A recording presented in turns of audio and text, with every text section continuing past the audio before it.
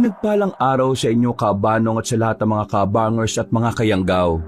Tawagin niyo na lang akong Julieto. Hindi ko tunay na pangalan. 21 na ngayong taon at ang ikukwento ko ay nangyari lang noong nakaraang taon. Eksaktong malapit na ang birthday ko. Tubong Bisaya ako, pero hindi ko na po babanggitin ang eksaktong lugar. Ako po ay simpleng binata lang. May pangarap pero hindi na nag-aasam ng higit pa.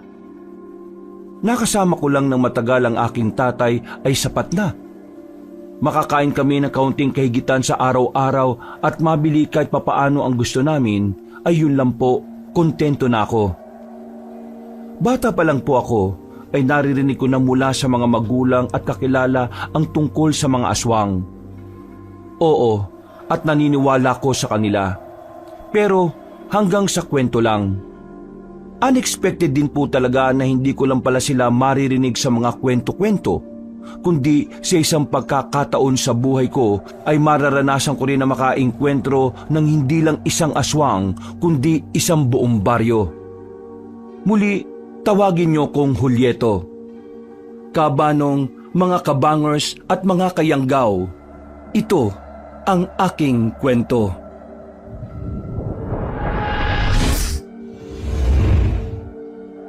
Bago nga pala magsimula ang ating kwento, sana'y mapindot nyo muna ang subscribe button at ang notification bell para lagi kayong nanonotify pag may bago tayong mga kwento. At huwag nyo rin kalilimutan mag-like at comment. Napakalaking tulong po ito sa ating channel para mas makapagatid pa kami sa inyo ng mga magaganda at mga nakakapangilabot na mga kwento. At ngayon, sa ating pagpapatuloy. Langhap na langhap ko na ang kakaibang amoy ng langis mula sa makina ni tatay habang paalis kami ng bahay bago pa man sumikat ang araw.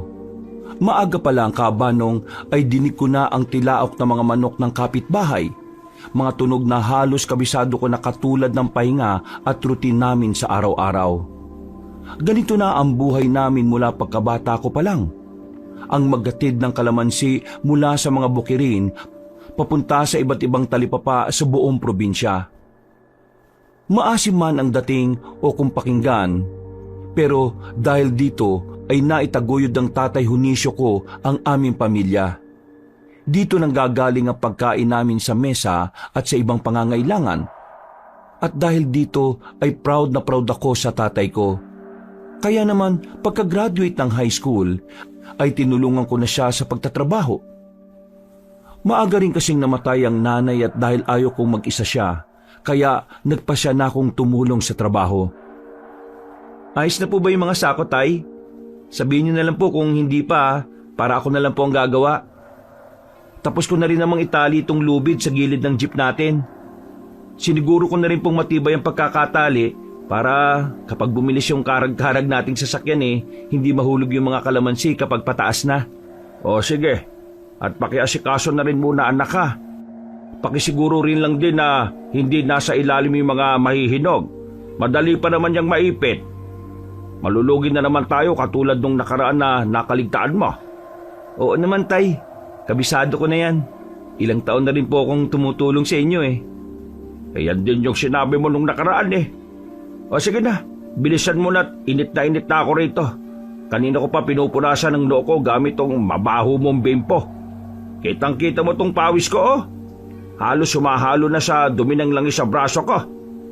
Oo nga ho, kita ko nga po Bakit ba may mga langis-langis kayo dyan? Ano bang ginawa niyo sa sasakyan? Wala naman. Sine-check up ko lang. At mahirap na. Sabagay. Nagpatuloy na ako sa ginagawa habang ganun din si tatay kabanong. Kahit kailan talaga ay bilib na bilib ako sa kanya. Kabisado na kasi talaga ng katawan niya ang bawat sako, bawat timbang, bawat sikip ng tali, pati kung kailan at saan susuriin ang sasakyang ginagamit namin. Sa tagal niyang nag-aangkat, parang bahagi na ng katawan niya ang mga ito. Ito rin po ang gusto ko talagang matutunan mula kay tatay. Katulad ng naikwento ko na kanina, gusto ko man sanang magpatuloy sa pag-aaral pero mas pinili kong samahan si tatay. Hindi dahil pinilit niya, kundi dahil mas gusto ko siyang tulungan. Simula kasi nang maaksidente si Nanay May at mamatay ay tila madalas nang malungkot si Tatay. Simula noon, kaming dalawa na lang ni Tatay ang magkasama. Sa totoo lang, ito rin ang dahilan kaya hindi ko rin magawang umalis o sumubok ng ibang trabaho. Ang mundo ko ay tila umiikot lang sa aming dalawa, sa mga kargada naming kalamansi at sa mga talipapang halos kilala na ang mga pangalan namin. At sa bawat talipapa na dinaraanan namin, may mga suki na sasabihin agad, si Julieto at Mang Hunisyo, dumating na ang kalamansi nila mga kasama. Nakasanayan ko ng ngumiti at tumango, pero sa totoo lang, mas gusto ko lang makita ang ngiti ni Tatay kapag narinig niya yon. Katulad ngayon, kahit maaga pa lang napawisan ay nakangiti na siya dahil sigurado nang marami kaming mapagbebentahan mamaya. Umupo ko sa tabi ng driver's seat at siniguradong nakaayos na ang listahan ng deliveries namin.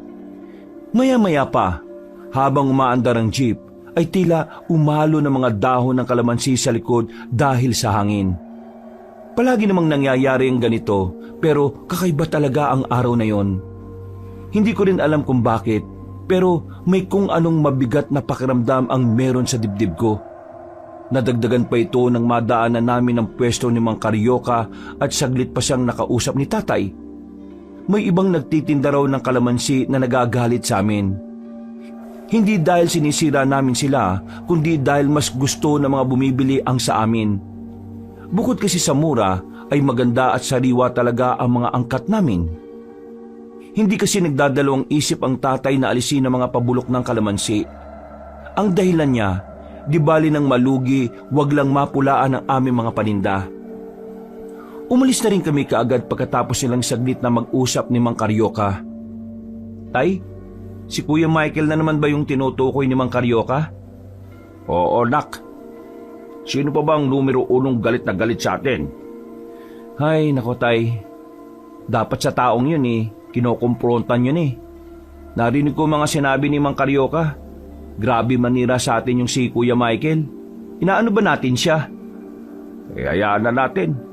Galon talaga sa negosyo. Ito naman parang bago ka ng bago.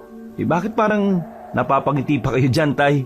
Sinisiraan na nga tayo sa ibang mga customers natin Hindi po tama ang ginagawa ni Kuya Michael. Masyado ka mainit, anak. Kung papatulan natin siya, para na rin natin sinabi na totoo yung paratang niya sa atin. At saka, matagal na tayong nag-aangkat ng mga kalamansi. Kilala na tayo ng mga tao Habang sinisiraan niya tayo, mas lalo lang niyang pinapatunayan na hindi totoo ang paratang niya. Ang mga customer naman natin ang nagpapatunay nun Hindi na natin dapat aksyonan pa yon dahil sayang lang sa oras. Kung magagantihan lang tayo wala na rin tayong pinagkaiba niyan kay Michael. Sa bagay, may punto po kayo. Basta, lagi mo lang tatandaan, anak. Hindi mo kailangang mang-apak ng ibang tao para lang lumago ka sa buhay. Kapag nawala na ako sa mundong ito, ikaw na ang gaganap nitong lahat ng ginagawa natin. Baunin mo sana yung mga payo ko, ha? Oo naman po, Tay. At saka, wag nga po muna kayong magsalita na mamamaalam na kayo. Hahaba pa po ang buhay nyo, no? Basta, wag ka lang maging konsumisyon. Hahaba pa talaga buhay ko. Si Tatay talaga. Hindi naman ako pasaway Alam ko naman yun Basta anak, hindi kailangan makipag-away kung kaya namang gumawa ng tama. Opo, Tay. Pero hindi po ba kayo nababahala sa ginagawang paninira ni Kuya Michael sa atin? Sinabi ko na ang sagot kanina, di ba? Hindi natin kailangang mabahala sa taong yon. Kilala rin naman siya ng mga tao. Hindi na ako umimik at napaismid na lang kabanong. Bigla ko na lang din kasing naalala ang itsura ng mukha ni Kuya Michael. Aaminin ko po na magandang lalaki talaga siya. At kapag nakikita namin, kunwari pa kaming binabati pero sa likod pala ay nagsusumbong sa presyuhan at nagsasabi na bumabagsak ang presyo dahil sa amin. Sa totoo lang, mas kilala siya bilang reklamador kaysa negosyante. Sa tuwing may kaunting hinaing ang mga ibang nag-aangkat, siya ang unang nag-aapoy ng puwet at kating-kati nasiraan kami. Oh, bakit natahimik ka na? Ayos ka lang ba? Opo tay, inaantok lang. O edi, matulog ka na muna. Gigisingin na lang kita kapag nasa kabilang talipapa na tayo. Sige po. Hindi na ako nag-isip pa ng kung ano-ano. Binuksan ko na lang ang radyo at nakinig sa mga paborito naming istasyon na katatakutan. Hanggang sa makatulog na nga ako. Bandang 6:00 ng umaga, nakarating kami sa unang destinasyong talipapa. Puno ang lugar, dagsa na rin ang mga mamimili. At walang bintis ang tawanan at tawaran ng mga tao. Parang piyesta po talaga palagi, lalo na tuwing Sabado at Linggo. Naging maganda ang pag-aangkat namin at kumita kagad kami. Kaya pagkatapos doon ay nagtungo na kagad kami sa susunod na destinasyon. Katulad sa nauna, maayos din ang pakikitungo ng mga mamimili. Sa katunayan, palagi namang ganon, na palaging excited ang mga tao na bumili sa amin. Kahit minsan nga ay mataas-taas ang bigayan ng mga paninda. Ganun pa man, nakakasapat pa rin at nakakangiti pa rin kami sa isa't isa sa kabila ng pagtaas ng mga bilihin.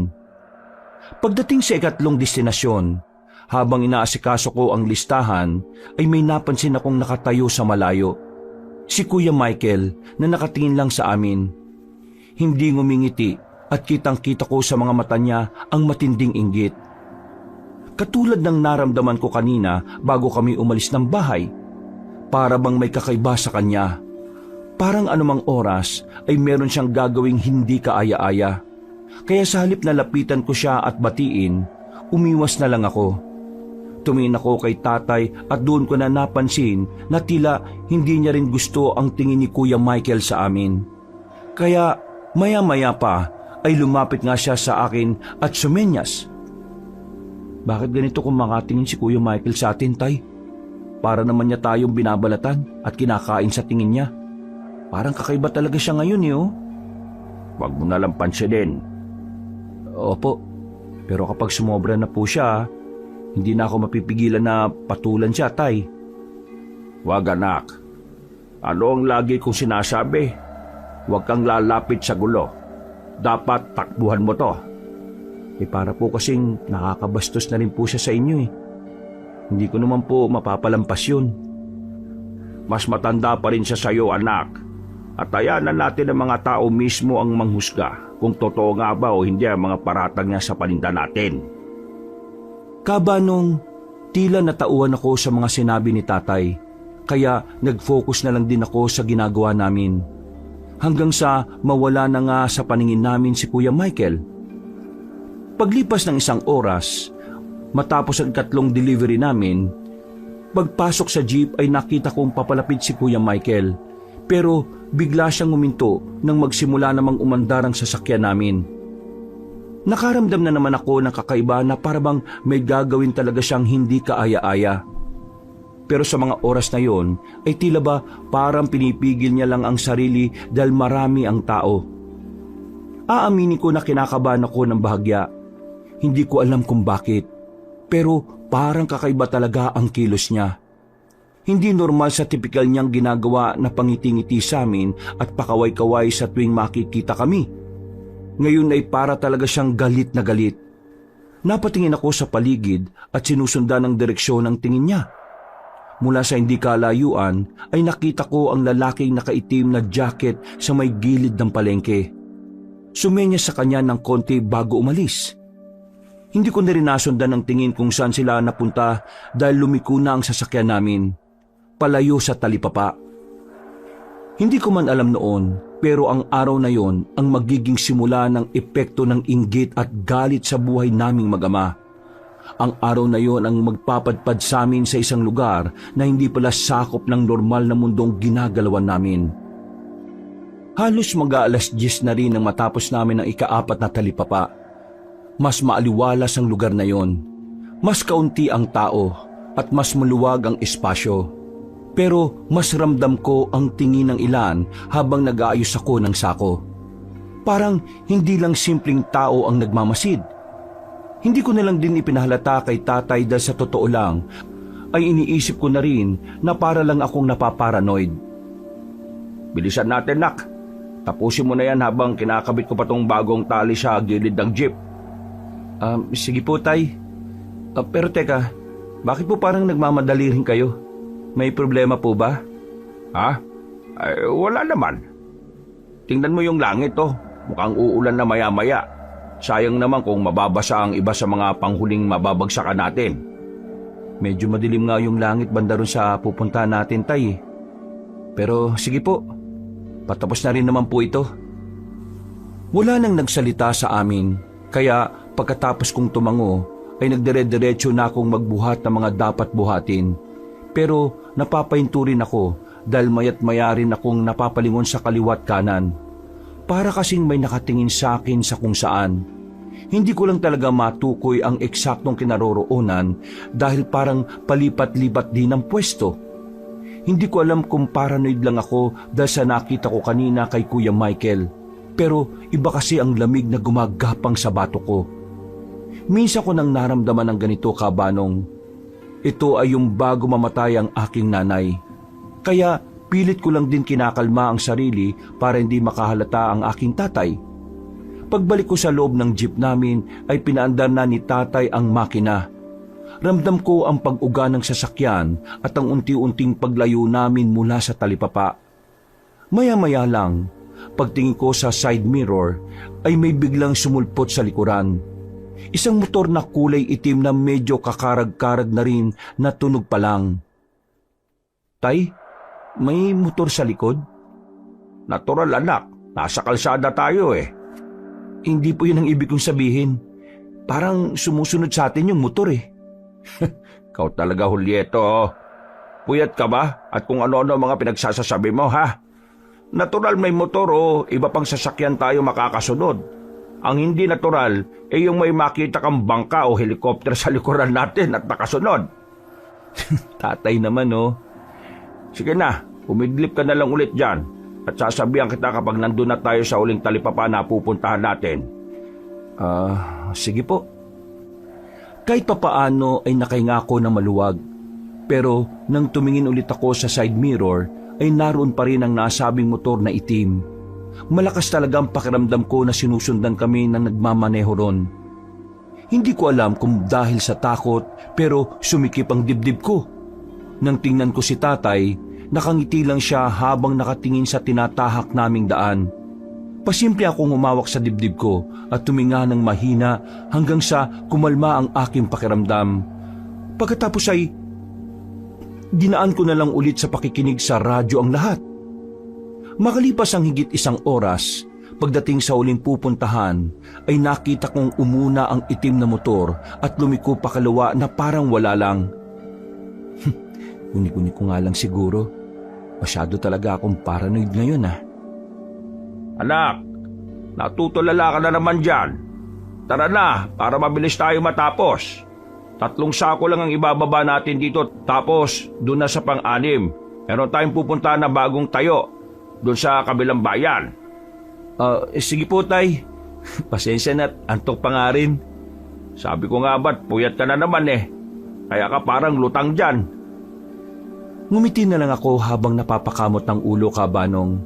Pagkababa ng jeep ay mabilis ang naging galawan namin dahil malapit na nga magtanghalian. Sa kabila ng magandang resulta ay parang kakaiba pa rin talaga ang pakiramdam ko.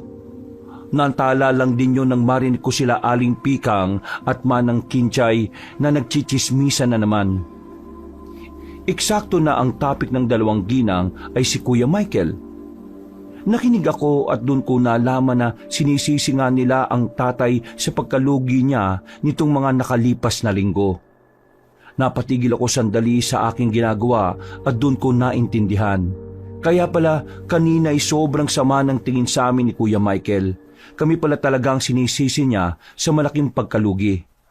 Hindi ko tuloy maiwasan na makisawsaw sa usapan ng dalawang babae. Nako, Aling Pikang at Manang Kinchay, pasensya na po't narinig ko po kasi yung usapan nyo eh. Hindi naman yata tama na kami ang sisihin ni Kuya Michael kung nalugi siya. Siya naman po nagsabi nung nakaraan na babaan ng presyo. Maayos na nakipag-deal ang tatay. Bakit kaya parang galit na galit talaga siya sa amin yang si Kuya Michael? Pasensya na ulit at nakisabat ako sa usapan niyo ha. Hindi naman din po ako galit at nagpapaliwanag lang. Anak, bilisan mo na dyan. Aling Pikang at Manang Kinchay. Nako, pasensya na kayo rito kay Julieto ah. Salamat pala sa pagbili sa amin ng mga kalamansi. Sa uulitin ha. Paano ho, aalis na ho kami. Napaismid na lang ako bago sumunod kay tatay. Nang matapos ay binilang na namin ang natitira. Halos kailangang lumakad kami ng medyo malayo para makarating sa huling talipapa. Aabot pa kaya tayo, tay? Doon sa sinasabi niyong talipapa bago mananghalian? Oo anak, aabot tayo niyan. Kung di naman umabot okay lang din dahil hindi naman tayo naghahabol. Sa bagay, pasensya na po pala, tay. Doon sa kanina, nakisabad na ako sa usapan nila Aling Pikang at Manang Kinchay Wag mo na lang ulitin sa susunod at baka magalit talaga ako sa'yo. Opo, salamat po, tay. O siya, sige, tara na. Nagbiyahe ulit kami, Kabanong. At habang nasa kalagitnaan kami ng mahabang daan papalabas ng bayan, biglang may sumulpot ulit na motor. Hindi lang isa ngayon, kundi dalawa na at parehong itim. Napansin kong mga wala itong plaka kaya medyo naalarma na naman ako. Saglit akong tumingin kay tatay pero katulad pa rin ng dati, kalmado lang siya na nakafocus sa huli naming pupuntahan. Nagpatugtog ako para malibang-libang habang panay pa rin ang lingon sa side mirror. Sinisipat ko kasi ang dalawang motor na palitan lang ng pagsunod sa amin. Hindi ko naman makilala ang mga nagmamaneho dahil parehong naka-helmet. Tay? Bakit nak? Yun na naman po yung motor na itim mo. Tapos may kasama na siya ngayon. Marami namang itim na motor sa banda rito. Ano bang gusto mong sabihin anak? Parang sinusundan talaga tayo, tay. Hindi na ako inimik ni tatay. Kumamot lang siya sa pisngi at nagpatuloy sa pagmamaneho. Maya-maya, pagkadi niya sa silinyador, ay umusad na mabilis ang jeep pero sumabay pa rin ang motor. Hindi na rin ako umimik. Nagmasid-masid na lang ako at naging alerto. Muli na naman kasing kumabog sa kaba ang dibdib ko. At habang nagmamasid sa mga nagmumotor sa likuran, iba talaga ang pakiramdam ko, Kabanong. Para sila mga mababangis na leon na nag-aabang ng tamang pagkakataon para sakmaling kami ni tatay. Pagdating sa bandang kanto kung saan may lumang basketball court, biglang nagminor ang jeep. Napalingon ako sa paghawak ni tatay sa kambyo. Tay, bakit? Naplatan yata tayo ng gulong nak. Ihinto ko muna saglit sa gilid ha. Sige po. Habang sinasabi ko yon, ay panay pa rin ang lingon ko sa likod. Kaya nakita ko kagad na lumapit sa kinaroroonan namin ng isang motor. Pagkagilid ni tatay ay huminto din yun sa tapat namin. Tiningnan ko pa ang isa na huminto naman sa kabilang gilid na hindi na naabot ng tanaw ko. Bumaba ang isang lalaki na sakay ng motor na huminto sa tapat namin. Kaya mas lalo kong kinutuban. Pipigilan ko sana ang tatay na bumaba rin pero nauna na siya. Pagkatanggal ng lalaki sa helmet, doon ko nakitang itsura niya. Pang-bouncer ang katawan na nasa 6'3" ang taas. Mukhang mamamatay tao dahil sa hindi kaya-ayang itsura. Madami kasi siyang malalalim na peklat sa muka at tattoo sa buong braso. Gandang araw. May problema ba? Ay, oo pare. Naplatan yata kami ng gulong Nakita ko nga. Buti at gumilid kayo at tuminto. At least, hindi na ako mahirapan. Ha? Anong ibig mong sabihin, pare? Tay, bumalik na po kayo rito sa loob. Bago ko pa matapos ang pagsasalita, ay nakita ko ng isa pang lalaking nagtanggal rin ng kanyang helmet. Nagulat ako nang makita na si Kuya Michael pala ang taong yun. Ngumiti siya ng nakakaloko at pagkalaon ay biglang tila pumakla ulit ang pagmumuka. Kaya napalingon sa kanya ang tatay ko na punong-puno ng pagtataka. Michael, ikaw pala yan. Bakit ka nandito? May kailangan ka ba sa akin? Wala naman akong kailangan. May gusto lang ako sabihin. Ano ba yon? Gusto kong sabihin panahon na para tigilan ang negosyo nyo. Pagkasabi niyang yun, ay iba na kagad ang naging pakiwari ko. Tama nga talagang hinala ko, Kabanong, na sinusundan nga nila kami. Ramdam ko kagad ang pagbilis ng tibok ng puso ko. Ito ang sagot sa pakiramdam kong kanina pa kumakagat sa sikmura ko. Hindi nga kami simpleng sinusundan lang kundi tinatambangan kami at may plano talaga silang masama. Bitoy, alam mo na ang gagawin mo sa mga yan. Bilisan mo na habang wala pang nadaan na ibang tao rito. Parang bumagal ang oras nang marinig ko yung sinabi ni Kuya Michael ng mga salitang yon. May naon man ang pananalita niya pero ramdam ko ang galit at inggit na parang may matagal ng baradong puot sa dibdib niya. Hinata ko kagad si tatay papasok sa loob ng sasakyan. Dali-dali naman niyang sinara ang pinto dahil naintindihan na rin niya ang mga pangyayari. Pagtingin ko sa kanya ay mahigpit na ang kapit niya sa manibela. Pero kalmado pa rin ang mga mata. Mas lalo kong bumilib sa aking ama dahil sa kabila ng delikadong sitwasyon namin ay hindi siya nakikitaan ng anumang takot. Hoy Bitoy, ano bang hinihintay mo dyan? Tingnan mo, pumasok na tuloy. Tudasin mo na yung magamang yan. Hindi mo kailangan gawin to, Michael. Manahimik ka! At huwag mo akong diktahan. Dapat mawala na kayo sa landas ko. Mga panira kayo sa negosyo. Ano bang problema mo sa amin, ha, Kuya Michael? Tarantado! Nagtatanong ka ba?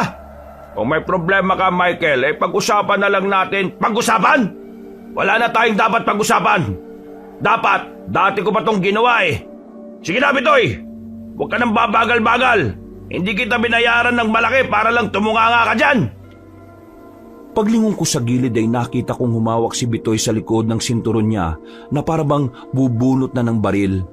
Dahil dito'y hindi lang takot ang gumapang sa buo kong pagkatao. Parang may malamig at tila nagyayelong hangin na dahan-dahan bumahalot sa bato ko. Dahil dito'y hinawakan ko si tatay ng mahigpit. Hindi siya tumingin sa akin, pero mahigpit niyang pinisil ang braso ko pabalik. Tila isang paywatig na huwag akong gumawa ng kahit ano o matakot man. At doon na nga ay mabilis na nangyari ang lahat. Pagkabunot ni Bitoy sa baril, ay nagpaputok siya kaagad. Tumama yun sa side mirror na nasa bahagi ko. At bago pa ulit siya makapagpaputok, ay minaniobra na ni tatay ang manibela ng sasakyan. Kahit flat ang kabilang gulong, ay pinaandar na niya ang jeep. Narinig ko pa kung paanong sumigaw sa galit si Kuya Michael habang si Bitoy naman ay humahabol pa rin ng pagputok sa amin. Dumulas ang jeep at gumiling ang rim sa semento. Pero umusad pa rin kami. Sumikad ako sa gilid para hindi ako matumba sa loob. Kaya saglit na napalingon sa akin ang tatay bago mag-focus sa daan. Higpitan mo ang kapit, anak! Opo, tay! Papatay niya tayo, tay! Hindi niya magagawa yon. Hindi ko siya papayagan. Hindi kayo makakatakas! Ulupong na magama! Bitoy!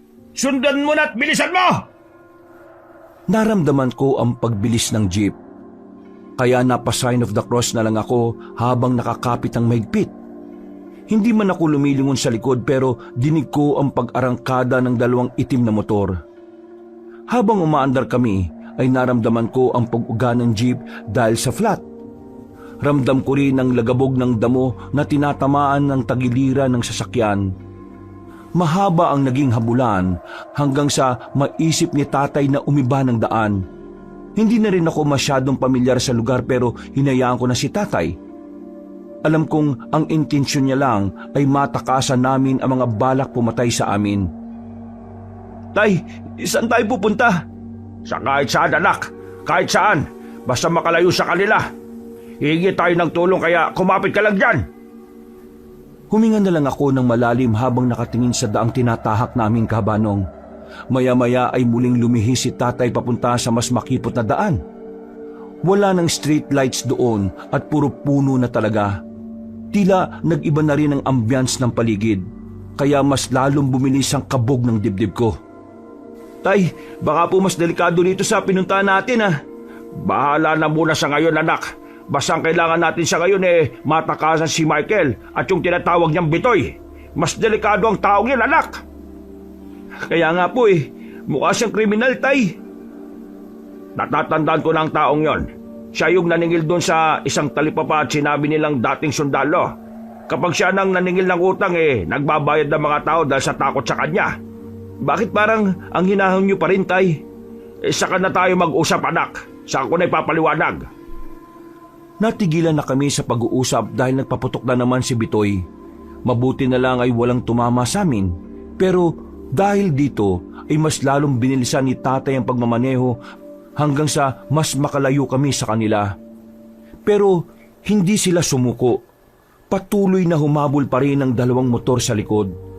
Kahit malakas ang tunog ng makina ay naririnig ko pa rin ang pagsigaw ni Kuya Michael na tila galit na galit talaga. Tumutulo ang pawis sa sentido ko kahit malamig ang hangin na pumapasok sa basag na bintana ng jeep. Sumilip ako sa likod at nanlaki ang mga mata ko nang makitang malapit na sila.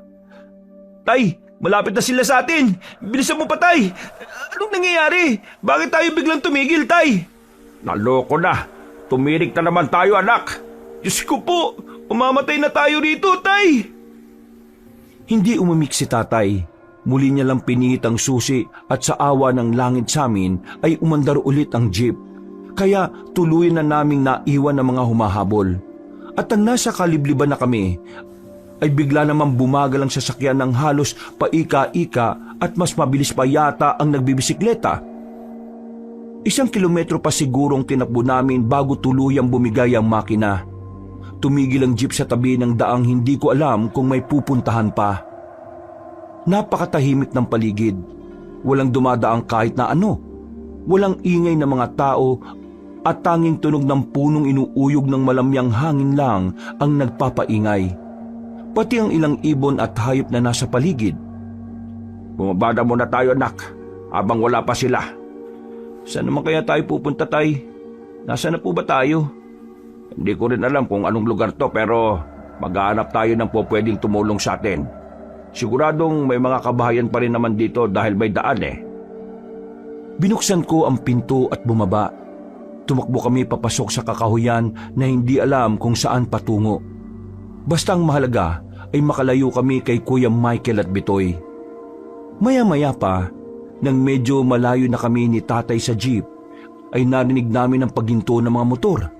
Narinig ko rin ang mga yabag sa damo pati ang sigaw ni Kuya Michael na galit pa rin. Odisio! Wala na kayong tatakbuhan ng anak mo! Kaya huwag mo na akong pahirapan pa! Huwag ka mag-alala! Dahil kapag namatay na kayo, hindi ko naman patatagalin dahil ilalantad ko rin ang mga katawan nyo! Kaya lumabas na kayong dalawa! Tay, ano pong gagawin natin? Magpatuloy lang tayo, nak. Hindi niya na tayo makikita basta hindi lang tayo mag-iingay. Paano kung makita nila tayo? Magpatuloy ka lang sa paglalakad. Huwag mo nang pakaisipin pa yun, anak. Tara na! Kapag nahanap ko kayo mag-ama, siguradong lintik lang ang walang ganti. Kaya sige lang at galingan nyo ang pagtatago, mga ulubong! Katulad ng bili ni tatay, hindi na namin pinansin pa ang mga sinisigaw ni Kuya Michael.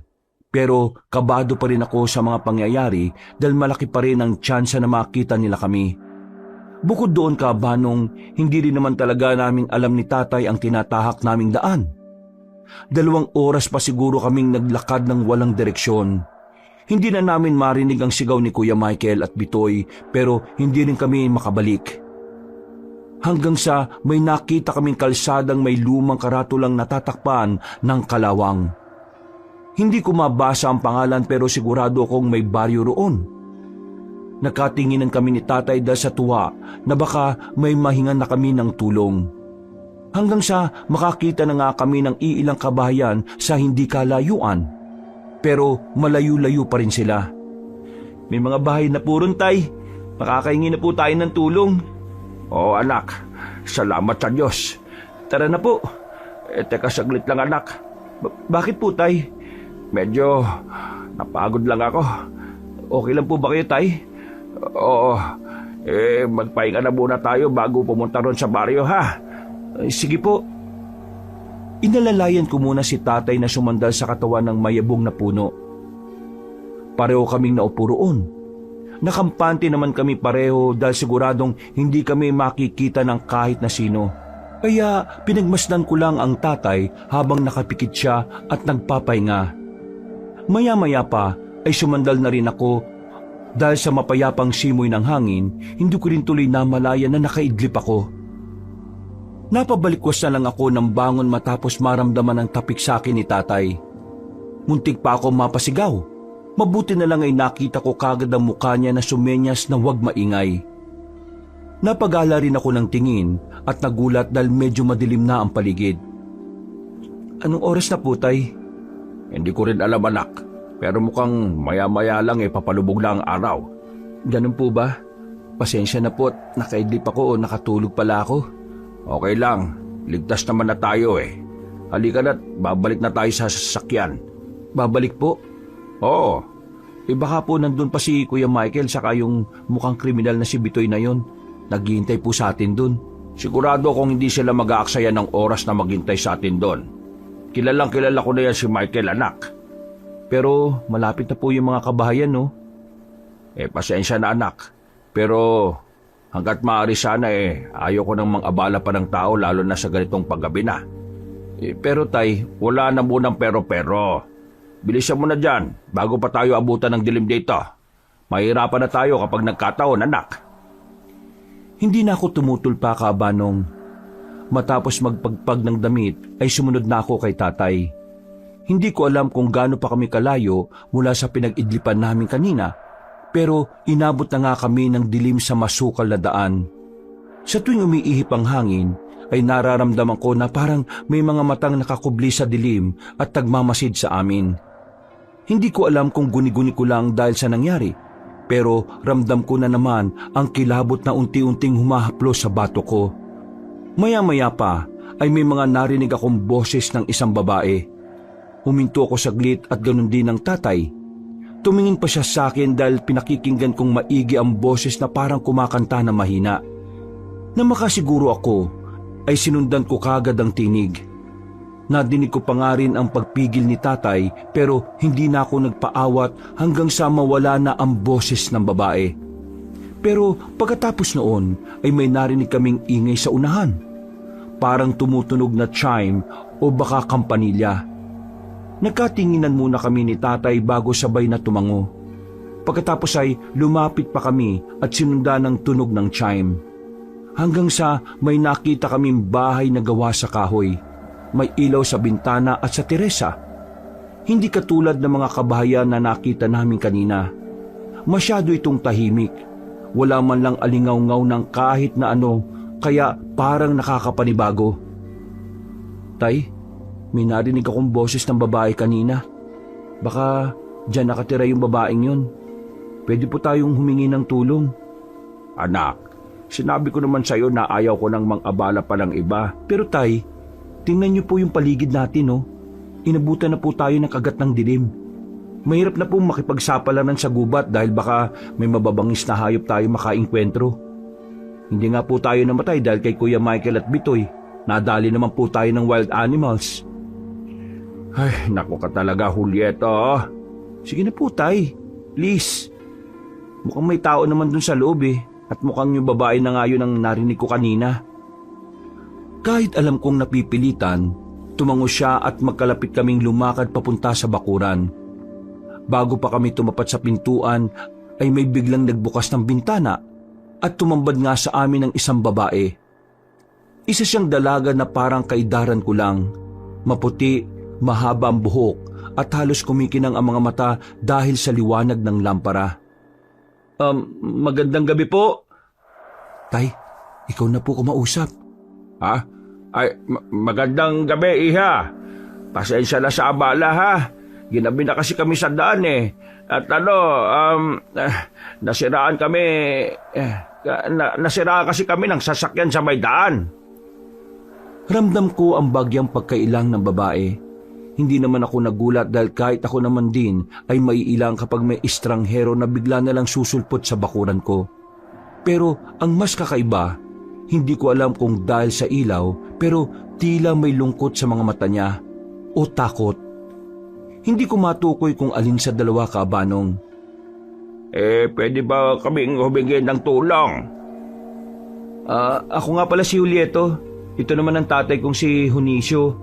Huwag ka mag-alala. Hindi naman kami masamang tao eh. Nagkataon lang na napatpad kami sa lugar na to dahil, yun nga, nasiraan kami ng sasakyan. Na-flat yung gulong ng jeep namin. Di ba, tay? Oo, iha. Kaya baka po pwede kaming makahingi ng tulong sa mga kasama mo. Pasensya na. Wala pong lalaki dito. Ako lang mag-isang nakatira dito eh. Ikaw lang ang mag-isang nakatira dyan? Oo. Ganun pala. Ang layo naman ng napuntahan ninyo kung nasiraan kayo ng jeep. Masukal ng parte na to at bira o walang halos nagpupunta rito. Sigurado ako na hindi lang kayo basta nasiraan. Kung sasabihin nyo sa akin ng totoo, baka sakaling matulungan ko talaga kayo. Hindi kami kagad nakaimik, Banong. Nagulat kami sa sinabi ng babae kaya nagkatinginan kami ni tatay na parabang nag-iisip kung ano ang susunod naming sasabihin. Wala namang problema kung hindi nyo sasabihin sa akin, pero pasensya na talaga dahil hindi ko kayo basta-basta pwedeng papasukin sa bakuran ko kung hindi ko alam ang totoong nangyari. May mga humahabol kasi sa amin ng tatay ko, yung kalaban naming negosyante. Gusto kaming ipapatay kaya kami napunta rito. Di ba, tay? Oo, iha. Ayaw ko sanang mang-abala pero pwede mo ba kaming matulungan o kahit makituloy man lang sa'yo? Kahit ngayong gabi lang. Hindi kami masamang tao ng anak ko. Mga simpleng negosyante lang kami na nagtatrabaho ng marangal. Kung gusto mo, babayaran ka na lang namin sa pagtuloy namin dito. O di kaya naman may dala kami mga kalamansi. Marami-rami pa yon. Pwede naming idagdag sa pambayad sa'yo. Natigil na ang tatay ko sa pagsasalita dahil kitang-kita namin sa pagbanggit ng salitang kalamansi ay biglang nag-iba ang mukha ng babae. Literal siyang kinilabutan at biglang nagtago sa likod ng bintana at medyo napaatras. May mali ba akong nasabi? Kalamansi? Oo, iha. Meron pa kaming natitirang mga kalamansi. Ilang mga sako. Hindi ako tumatanggap ng kalamansi dito. Pasensya na. Bakit? Ibibigay na lang naman namin sa iyo yun bilang kabayaran. Umalis na kayo, pakiusap. Ha? Pasensya na. O sige, kung ayaw mo, hindi na namin ibibigay, di ba, tay? Oo, pasensya na, iha. Pasensya na rin. Bawal kasi ang kalamansi dito eh. Bawal? Bakit naman bawal? Basta, umalis na kayo.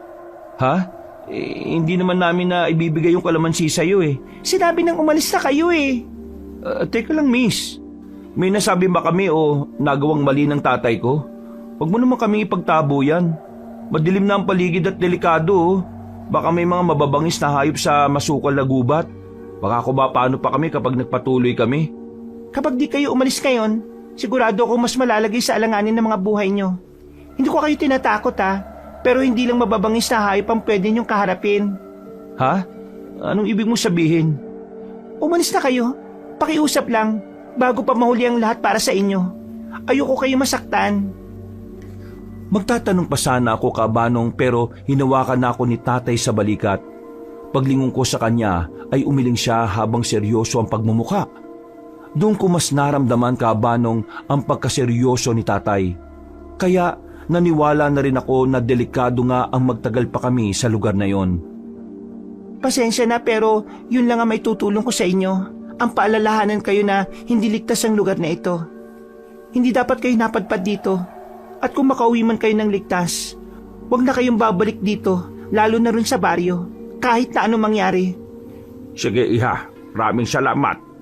Ako po si Abril at mag-iingat kayo. Pagkasara niya ng bintana ay lumakad na kami ni tatay.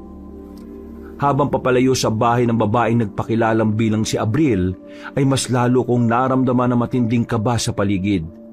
Ang bawat pagdampi ng malamig na simoy ng hangin sa balat ko ay parabang sinyalis ng mga babala kanina ng babae sa amin. Pasimple akong napayakap sa sarili habang sinusundan si tatay.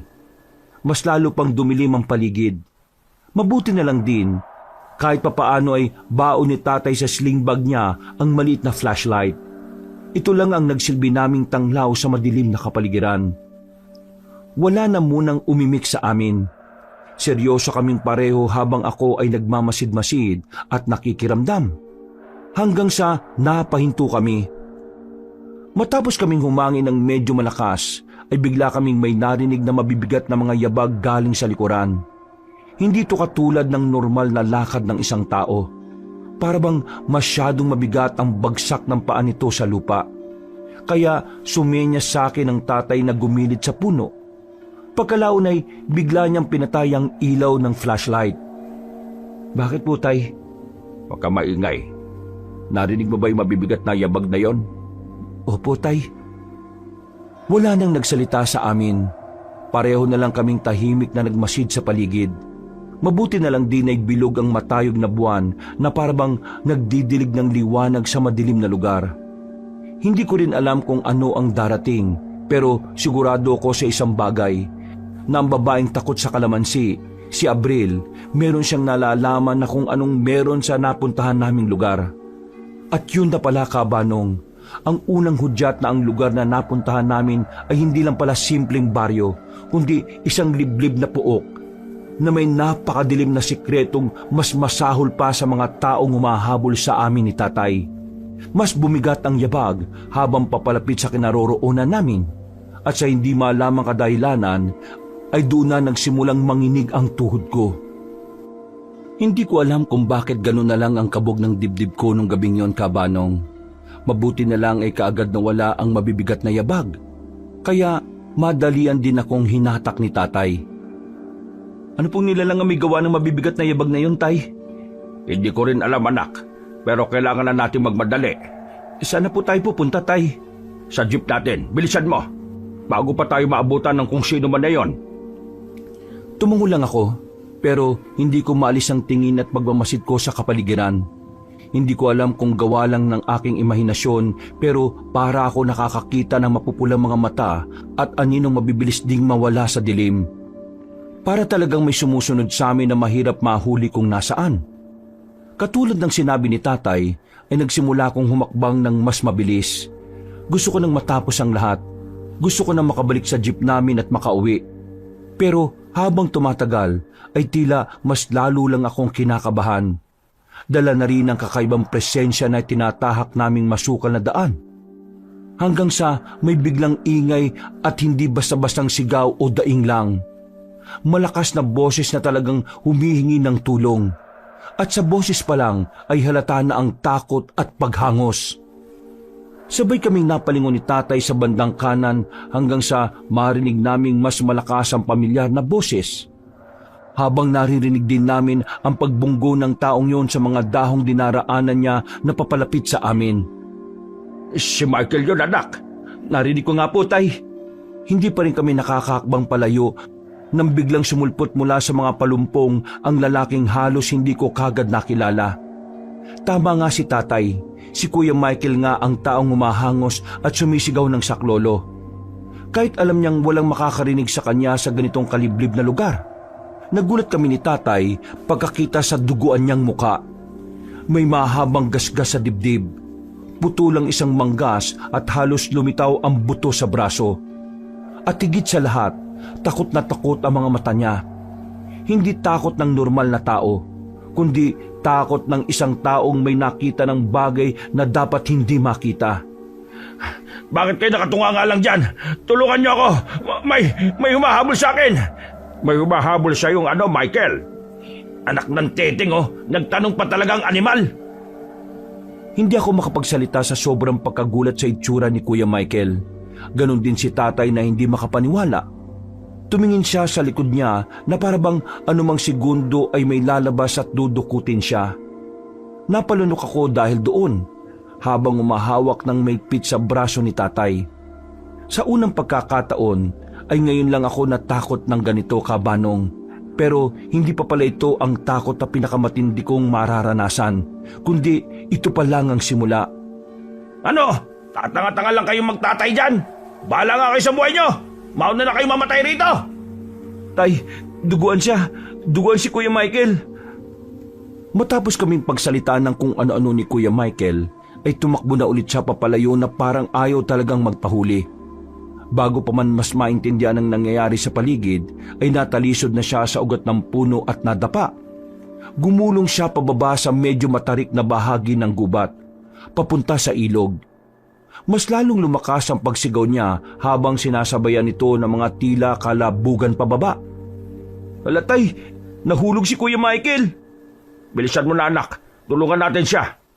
Pero tay, pinagtangkaan niya ang buhay natin Bakit po natin siya tutulungan? Kung di natin gagawin yon, wala na rin tayong pinakaiba sa kanya, anak. Sumunod kagad doon si tatay, kaya wala na rin akong nagawa kahit ang totoo ay labag ang lahat sa kalooban ko. Habang tumatakbo kami pababa, ay ramdam ko ang pagdulas ng lupa sa ilalim ng sapatos ko. Ang flashlight ni tatay ay tila lumalabo na rin dahil sa mahinang baterya. Mabuti na lang talaga ay hindi na masyadong mapuno sa bahaging yon kaya kahit papaano ay nakakapagdilig pa rin ng liwanag ang buwan sa langit. Makalipas ang ilang minuto, ay nadatnan namin si Kuya Michael na nakahandusay sa malapit sa tubig. Nahihirapan siya, mas lalong naging duguan at halos hirap nang makahinga. Pero kahit ganoon ang kalagayan niya, hindi ko rin naman magawang maawa. Pasensya na akong masamang pakinggan pero naisip ko na deserve niya ang nangyayari sa kanya matapos kaming pagtangkaan ng tatay ko. Pero kabaliktaran ng nararamdaman ko, iba talaga si Tatay Junicio dahil napakabuti ng kanyang puso at walang bahid na kahit anong kasamaan. Diyos ko po, Michael, ayos ka lang ba? Langya, anong klaseng tanong yan Mukha ba akong okay? Aray, sakit ng balakang ko. Halika, tutulungan kitang tumayo. Pero bago pa kami makalapit ay nakarinig na kami ng kaluskos mula sa hindi kalayuan sa bandang itaas. Hanggang sa marinig na namin ang mabibigat na yabag na siya naming unang narinig kanina sa itaas. Sinundan ito ng nakakakilabot na ungol ng isang nilalang. At alam ko sa sarili ko na hindi yun tunog ng isang mabangis na hayop. At lalong hindi tunog ng isang tao. Tunog ng nilalang na parang may matutulis na kuko na kumakaluskos sa kahoy. Yung tunog ng malalim na pag-ungol ng kung anong nilalang. Tay, ano yun? Anak ng teteng, bilisan mo, Julicio! Itayo mo ako! Habang hindi pa nakakalapit ang halimaw na yun dito! Bilis! Halimaw! Oo! Kung gusto niyo mamatay, sige magtanga-tanga kayo mag-ama dyan! Bilisan mo na, Julicio! Itayo mo ako! Sinabi lang, aray ko, itayo mo na ako! Eksaktong pagkasabi noon ni Kuya Michael ay bigla kaming nakarinig ng nakakapangilabot at pagaralgal na tinig ng isang halimaw. Sinundan pa ito ng isang halakhak na parang demonyo na nanggagaling sa puno malapit sa amin. Napatingala kami pare-pareho at doon ko unang nakita ang pinaka-nakakatakot na nilalang sa buong buhay ko, kabanong. Isang nilalang na ang tingin ko ay sa mga kwento ko lang naririnig, na inaakala kong katang-isip lang o alamat. Pero ngayon ay naputunayong kung hindi, dahil ang nilalang na nasa ibabaw namin na nakadikit sa puno na parang paniki pero higit na mas malaki. Ang mga mata nito ay mapupula pero ang mas nakakatakot ay para yung mga mata ng langaw na halos sakupin na ang itaas na parte ng muka. Wala akong nakitang ilong. Pero ang ibabang parte ng muka ay halos sakupin naman ng malaki nitong bunganga. At punong-puno ito ng maliliit pero matutulis na mga ngipin. Sigurado ko na kapag kinagat ka ay matatagpas ang laman mo at balat. Nang nilabas nito ang dila ay napaatras ako dahil halos umabot yon sa 12 dangkal. Mas lalong nagpadagdag sa nakakatakot na itsura ng nilalang ay ang maitim nitong balat na nangingintab at ang buntot nito na sa dulo ay tila may mabigat na batong may tulis-tulis. Pagbalik ko ng tingin sa mukha niya ay saka ko lang napansin ang bakas ng dugo sa kanyang bibig, pati sa mga kuko niyang matutulis na halatang ginamit niyang pansalakay kay Kuya Michael kanina. Anong klaseng nilalang yan? Umungol na ulit ang halimaw at pagkatapos ay dumamba ito sa amin pababa. Mabilis ito, mukhang malakas at parabang hayok na hayok ito sa pagsalakay. Sumigaw ako at napatras lalo na nang sumalakay na ito kay Kuya Michael. Nag-alala ako para kay tatay dahil tinutulungan na niya ang taong nagtangka sa buhay namin. Tay, tara na po! Umalis na kayo dyan! Huwag mo akong iwan, Honesio! Tulungan mo ako rito! Nainis ako sa kabaitan ni tatay dahil tinulungan pa nga rin niya si Kuya Michael. At dahil dito, pareho silang nalagay sa alanganin dahil pareho silang sinalakay ng nakakatakot na kung anumang nilalang na yun. Siyempre, bilang isang anak ay ginawa ko rin ang makakaya ko para matulungan ang pinakamamahal kong tatay. Hindi ko rin naman siya po pwedeng pabayaan na lang dahil siya lang ang natitira kong pamilya. Habang sumisigaw ay nagtatatakbo ko palapit sa kanila. At nang malapit na ako para hatakin si tatay, ay tinulak niya ako palayo. Napaupo ko sa tubigan at hindi kagad na nakatayo. Huwag kang lalapit, anak! Magtago ka na, bilisan mo! Pero tay, Huwag ng pero-pero! Magtago ka muna, bilis! sinunod ko ang mga sinabi niya sa akin. Pumesto ko sa isang gilid at nagtago sa pag-aakalang ligtas doon. Pero maya-maya lang ay nagulat na lang ako nang makarinig ng mahihinang paggaralgal na ungol. Hanggang sa may pumatak na malagkit na likido sa noo ko. Pagtingala ko ay may sumambulat sa akin na isa pang halimaw na kapareho ng kinasasagupa ngayon nila tatay at Kuya Michael. Napasigaw ako sa takot at pagapang na tumakas sa nilalang pero lumundag-lundag ito hanggang sa makarating sa kinaroroonan ko. Hindi ko naman magawang makahingi ng tulong dahil alam kong abala rin ang tatay. Kaya kahit natatakot ay gumawa na lang din ako ng paraan kahit hindi ko naman talaga alam ang gagawin ko. Mabuti na lang ay mabato ang napuntahan ko.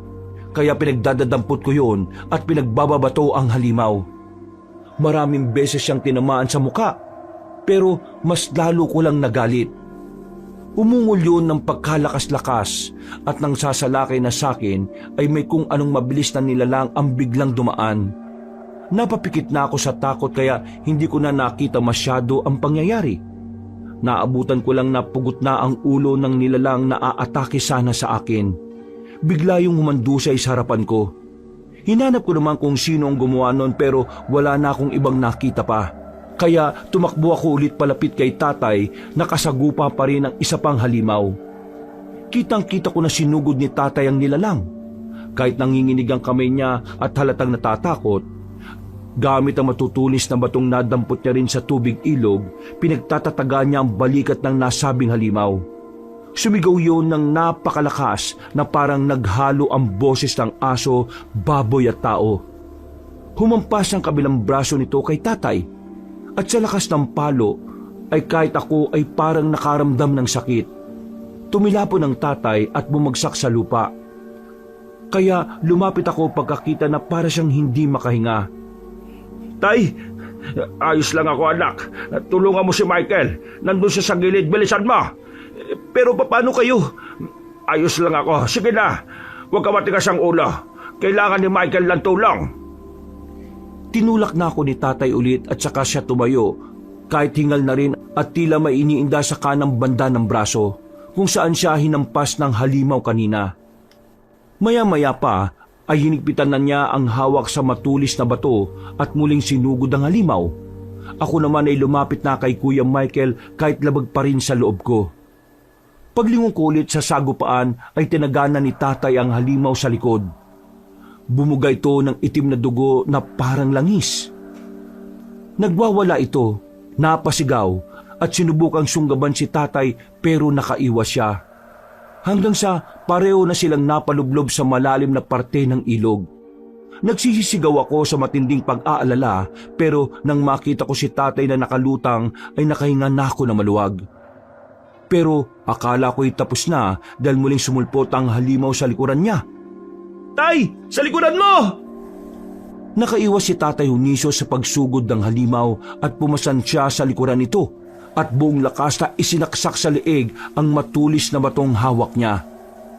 Dinig ko ang paglagitik ng buto at ugat ng halimaw hanggang sa maputol ang litid nito. At yun na nga po, kabanong. Sa wakas ay bumagsak ang katawan nito habang si tatay ay humihingal na papalapit sa amin. Ako naman ay nanlalambot at napaupo at unti-unting napaiyak. Hanggang sa maramdaman ko ang tapik ng tatay ko sa aking balikat. Ayos lang po ba kayo, Tay? Oo, anak. Napagod lang ako ng kaunti. Pero ayos lang ako kaya huwag ka na mag-alala. Si Michael ba? Ayos lang ba siya, anak? Hindi ko po alam, Tay eh. Mukha namang ayos siya. Mga tanga! Mukha ba akong ayos sa lagay kong ito? Hindi naman namin kasalanan kung bakit ka nagkaganyan eh. Anong hindi kasalanan? Hoy! Utong lupang bagito! Kayo ang dahilan kung bakit ako hinahabol at nagkaganito. Kung hindi na kayo tumakas-takas pa sa akin, di sana'y, aray ko, di sana'y hindi na tayo umabot sa ganito. Natodas ko na sana kayo dun pa lang sa daan. Isira ulo pala yan, tatay eh. Bakit po ba natin niya kasi tinutulungan pa? Nakalimutan niyo na ba na siya ang nagtangka sa buhay natin? Dapat pala pinabayaan na lang natin yung sira ulo na yan eh. Hindi pa ako tapos sa inyong magtatay. Malahimik na kayo pareho. Sino ka para utusan ako? Kung gusto mong mag-ingay ng mag-ingay, bahala ka sa buhay mo, Michael. Nakita mo ba yung nakaharap natin kanina? Hindi lang yung nag-iisa o dalawa sa gubat na ito. Katulad ng sinasabi ni Abril. Sino naman yung Abril na yun, ha? Ang babaeng nagsabi-sabi na umalis na sa lugar na ito. Kaya hanggang kaya mo pang maglakad, simulan mo na. Dahil hanggang hindi tayo nakakalis sa liblib na lugar na ito, ay hindi tayo ligtas. Ano pa iniintay niyong dalawa? Itayo niyo na ako. Gagawin ko yon, pero sa isang kondisyon. Ano naman yon? Bawiin mo yung inutos mo roon sa kriminal na si Bitoy. Babawiin mo yung sinabi mo sa kanya na patayin kami mag-ama. Hindi ko naman siya kasama, di ba? Nagkahiwalay kami kanina. Baka nga mamaya nalapa na yun ng halimaw eh. Wala akong pakialam kung buhay man siya o patay. Basta mga ako kasamin. Oo na. Okay na. Itayin mo na ako rito at alalayan. Bilis! Napapaismid lang akong tumingin kay tatay habang tinutulungan niyang tumayo ang siraulong negosyanteng gustong pumatay sa amin. Nagsimula na nga kaming lumakad pabalik sa itaas pero nakarinig kami ng mga nakakatakot na ungol mula sa hindi kalayuan. Mas malakas ito kumpara sa nauna. Mas marami at tila mas ramdam ang pagngangalit at parabang pagkagutom. Napalingon kami ng sabay-sabay sa likuran at doon nga namin nakita ang mga ibong naglipara na tila nabulahaw dahil sa nakakatakot na ungol ng mga halimaw. Kinabahan naman ako para sa buhay namin ni tatay. Sa totoo lang ay gusto ko na nga talagang iwan namin ni tatay si Kuya Michael. Pero bilang pagrespeto sa aking tatay Kabanong ay tumulong na rin ako sa pag-alalay para mas mapabilis kami sa pag-alis. Dahan-dahan lang naman. Nasasaktan ako. Aray! Naknantok naman oh. Kami na nga ang tumutulong sa iyo, ikaw pa tong galit. Manahimik ka na nga lang. Kung wala kang masabing matino. Isira ulo ko talaga no? Huwag nyo nang ubusin ang enerhiya nyo sa pagtatalo. Pare-pareho tayo mamamatay dito kung magpapatuloy kayo ng ganyan eh. Kahit inis na inis, ay hindi na nga ako nakipagtalo kay Kuya Michael. Nanahimik na nga lang ako at nagmasid-masid sa paligid habang tinatahak namin ang daan papunta sa jeep. Kahit nakakaramdam na ng matinding pagod ay hindi namin to alintana dahil mas importante sa amin na makalayo sa mga halimaw. Dahil sa pag-alalay ay naramdaman ko na ang paggapdi ng braso ko at ang tumutulong dugo mula sa mga gasgas ko kanina. Ramdam ko rin ang paghingal ni tatay dahil medyo humihina ang pag-alalay niya kay Kuya Michael. Dito tayo, Michael. Ikaw ang humawak nitong flashlight at itutok mo sa daan. Pag-abot ni tatay ng nasabing gamit ay tila sinadyayo ng siraulong negosyante na bitiwan. Nahulog ito sa lupa at sinipa niya pa ng mahina. Kahit naiinis ay inabot ko na ito ng paa ko hanggang sa itulak na niya ako kaya ako nadapa. Aray! Nakakaloko ka na! Nananadya ka ba? Ano kung nananadya ako? Bakit? Papatulan mo ako, ha? Sige, patulan mo ako! Iwan na nga natin yung taong yan, tay. Sa inis ko ay bumitaw talaga ako sa pag-alalay sa kanya, kaya napaupo sila. Dahil dito ay nakita kong napalood ang tatay at napahawak sa gilid ng puno. Nakonsensya naman ako ng bahagya pero habang pinagmamasdan si Kuya Michael ay mas lalo lang umusbong ang matindi kong pagkainis. Hindi ko lang talaga maintindihan kung bakit namin kailangan tulungan ng taong nagtangka sa mga buhay namin. Sa inis ko ay pinagsasasapak ko na lang ang puno, Kabanong. At nang marinig ko ang pagtawa ni Kuya Michael ay hindi ko na nakontrol ang galit sa dibdib ko. Nilapitan ko siya at akmang sasapakin pero humarang si tatay. Nak, tama na. Bakit po ba tayo? Huwag na natin tulungan ng taong yan. Napakasama ng ugali ng siraulong yan. Siya ang dahilan kaya tayo napatpad sa lugar na ito eh. Nakalimutan niyo na po ba yun, tay? Kanina nga po lang, hinahabol-habol tayo ng mga yan tapos ngayon, tinutulungan na natin siya. Ang labo niyo naman, tay. Hindi tayo mga mamamatay tao, anak. Kaya okay lang sa inyo na iligtas yung taong gustong pumatay sa'yo at sa akin. Oo, Wisit na buhay naman to, oh. hindi mo naman kailangan sundin ang tatay mo eh. Gawin mo ang gusto mo, patayin mo ako. O kaya iwan nyo na lang ako rito. Tumigil ka na, Michael. Huwag mong bahiran ng kasamaan at kasakiman ang utak at puso ng anak ko. Eto na naman ang ginoong punong-puno na kabutihan sa puso. Nakakasuka ang mga katulad mong tao, Judisyo. Mas nakakasuka ka dahil buhay ka pa pero nasusunog na ang kaluluwa mo sa impyerno. Pwede bakit hindi nyo pa ako iwan dito, ha? Dahil kailangan mo pa rin pagbayaran ng mga kasalanan mo sa amin ng anak ko. Akala mo ba kaya kita nililigtas dahil lang sa gusto ko? Haharapin mo ang batas at mananagot ka sa mga pagtatangka mo sa buhay namin. Natigilan na sila sa pag-uusap dahil nakarinig na kami ng mabibigat na kaluskos. Dahil dito ay nagmadali na si tatay na alalayan si Kuya Michael. Sumunod na lang ako kung saan kami dalhin ng aming mga paa hanggang sa marating na namin ang isang lugar. Ito yung baryo kanina, anak, ha? Tay, ito yung sinasabi ni Abril kanina. Hindi po tayo pwedeng pumasok dyan, tay. Oo, anak. Alam ko't natatandaan ko yung sinabi niya. Naniwala naman kayo sa sinabi ng estrangherang babae na yon. Niya hindi nyo nga yung kilala eh. Manahimik ka na, Kuya Michael, dahil walang humihingi ng opinyon mo. Baka nga sinasabi niya yun dahil isa siya sa mga halimaw na nakasaguban natin kanina eh. Ayaw niya tayong pumunta sa baryo na yan dahil gusto niyang mapahamak tayong lahat. Sinabi ng tumahimik ka na eh. Okay, mananahimik na ako at hayaan na lang kayo magdesisyon kung mamamatay na lang tayo sa kamay ng mga halimaw na humahabol sa atin. Dahil sa tila panglilito ni Kuya Michael, ay hindi tuloy kami makapag-isip na maayos ni tatay. Pero narinig namin ang malakas na hiyaw ng mga halimaw sa likod namin. Tumingin si tatay sa likod, pagkalaw na tumingin siya sa baryong nasa harapan namin bago bumaling sa akin. Tara na sa baryo, anak. Tama ang desisyon mong makinig sa akin, Junicio. Kahit labag sa loob ko, Kabanong, ay wala na akong nagawa kundi ang sumunod. Tumakbo kami papasok sa baryo na dapat naming iwasan. Hindi dahil sa gusto namin, kundi dahil yun lang ang natitirang daan para mabuhay. Tila binabalot ako ng kakaibang kilabot dahil narating na namin ang lugar kung saan nagsisimula ang totoong impyerno.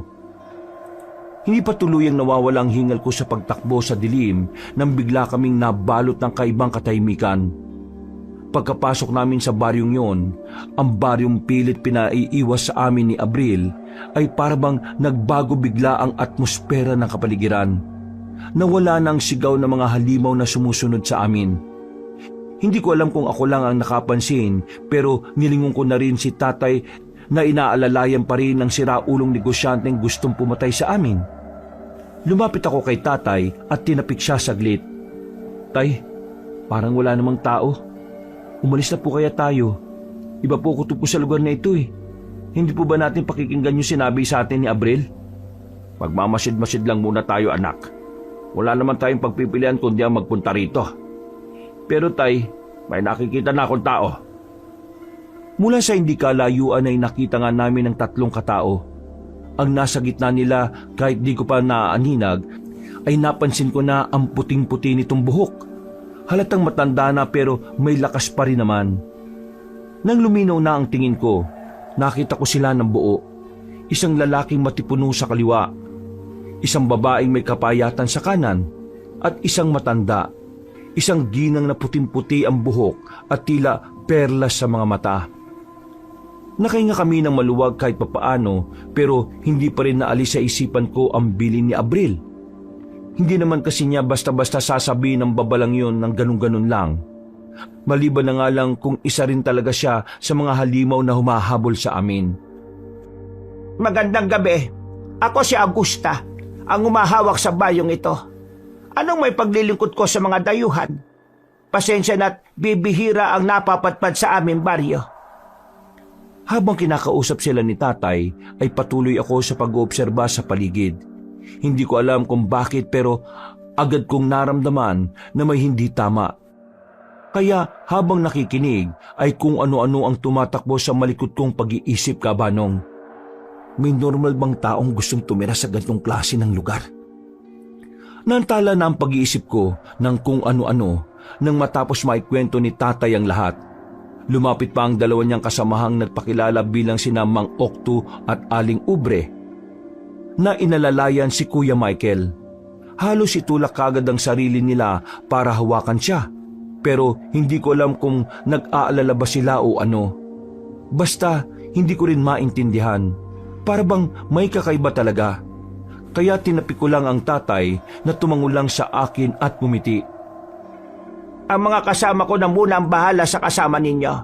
Huwag kayong mag-alala dahil mahusay yan silang manggagamot. Organiko ang mga medisina namin dito kumpara sa mga tableta na nabibili sa bayan na punong-puno ng kemikal. Salamat to. Pero pwede po bang malaman kung saan nyo dadalhin si Michael? Doon lang sa katabing bahay na tinutuluyan ninyo. Pwede nyo naman siyang puntahan bukas ng umaga pagkagising ninyo. Yan ay kung aabutan pa kayo ng bukas. Pasensya ho, hindi ko naintindihan ang huli niyong sinabi. Ay, nako, kalimutan mo na yon. Halina kayo para makapagpahinga kayong mag-ama. Doon na rin tayo magtuloy ng usapan. Para kung sakaling antukin kayo makatulog na rin kayo. Ipaghahanda ko na rin kayo ng pagkain kay Enero. Salamat po ulit. Salamat po sa inyo. Pagdating namin sa nasabing bahay, ay naupo agad ako sa lumang sofa at isinandal ang likuran. Kahit kalmante na ang paligid, nanatili pa rin akong alerto dahil ayaw ko nang magpakampante. Hindi pa rin kasi talaga maalis sa isip ko ang mga sinabi ni Abril. Maya-maya lang din ay naghatag na ng pagkain sa amin. Nung una ay nag-aalangan pa ako pero napilitan na rin akong kumain dahil sa gutom. Pagkatapos kumain ay muling nag-usap sila tatay at manang Augusta. Ako naman ay nakikinig lang habang patuloy ang pakikiramdam sa paligid. Katulad ng sinabi ko kanina, ang mga humahabol sa inyo ay tinatawag na lugom. Ano po bang lugom na yon? Ang sabi nyo kanina, uri siya ng aswang, di ba? Pero ngayon ko lang sila narinig sa tanang buhay ko. Oo, dahil kabilang sila sa pinakatatagong uri at makalumang aswang dito sa atin. Isa rin sila sa mga mababangis at sa ganitong lugar, naglilipa na talaga sila. Mapalad nga lang kami dahil may proteksyon ng baryong ito. Kaya pala ganun ang itsura nila. Malaking mga mata, matutulis sa mga ngipin at walang awang pumapatay. Pero huwag kayong matakot dahil hindi sila makakapanggulo sa baryong ito. Matanong ko lang ho, may kilala ba kayong Abril? Nag-aalala ko sa kanya dahil nakatira siya sa labas ng baryo. May sinabi ba sa inyo ang babaeng yon? Ho? Delikado ang babaeng yon. Siya ang dahilan kung bakit nagkaroon ng lugom sa lugar na ito. Kaya buti na lang at hindi kayo tumuloy sa kanya. Kung ganun, isa po siyang lugom? Oo, siya ang reyna ng mga aswang na yon. Mabuti na lang at hindi kayo nagpalinlang sa kanya. Marami pa sana akong gustong sabihin, kaya lang ay dumating na si Mang Oktu at Aling Ubre. Bumulong sila kay Manang Augusta kaya nagpaalam na sa amin ni tatay ang matandang babae. At dahil pareho kaming hindi mapakali, ay lumabas kami at pumunta sa kabilang bahay, kung saan naroroon si Kuya Michael. Doon ay naabutan namin na tila may kung anong ginagawa sa pasyente. Nakaupo ang negosyante sa higaan at doon ko unang nakita na sa bawat pag-ubo niya ay may itim na bula sa gilid ng labi. Parang hindi dugo, parang kung anong lason. Tay, anong nangyayari kay Kuya Michael? Hindi ko rin alam, anak. Ginagamot ba talaga siya ng mga taong yan? Hindi ko rin sigurado. Pero mas maging mapagbantay ka. hindi tayo pwedeng magpakampante sa lugar na ito. Sumunod pala kayo mag-ama. Huwag kayong mag-alala dahil ayos lang si Michael. Bukas, magiging mabuti na ang lagay niya. Matulog na rin kayo dahil mag-aalas 10 na ng gabi. Siguradong magiging maimbing ang tulog ninyo. Nagpaalam na nga kami't bumalik sa tinutuluyan naming bahay. Pero habang nasa kwarto ay pareho kaming hindi makatulog ni tatay. Panay ang dungaw ko sa bintana hanggang sa meron akong mapansin mula sa hindi kalayuan. Dahil dito ay napabangon ako at tinawag si tatay na inayos ang batong matulis na daladala pa rin pala niya. Lumapit siya sa bintana at tagmasid din sa labas kung saan ako tumuro. May mga nakita po ako sa labas ng mga tao. May bitbit sila. Yun tingnan niyo po. Si Bitoy yun, nak. Si Bitoy ang bitbit nila. Oo nga po, no?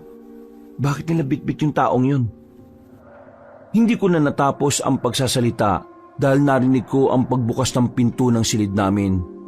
Paglingon ko ay wala na ang tatay dahil lumabas na pala siya.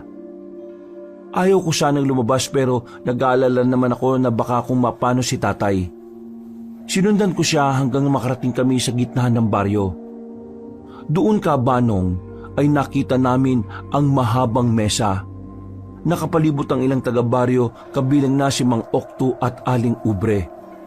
Lahat ng mga taong naroon ay pawang mga nagtatawanan. Pero ang ikinagulat namin ay nang makita si Bitoy sa isang gilid na itinatali ng mga taong naroon. Umandar kagad ang imahinasyon ko matapos makita ang apoy sa gitna na parang handaan.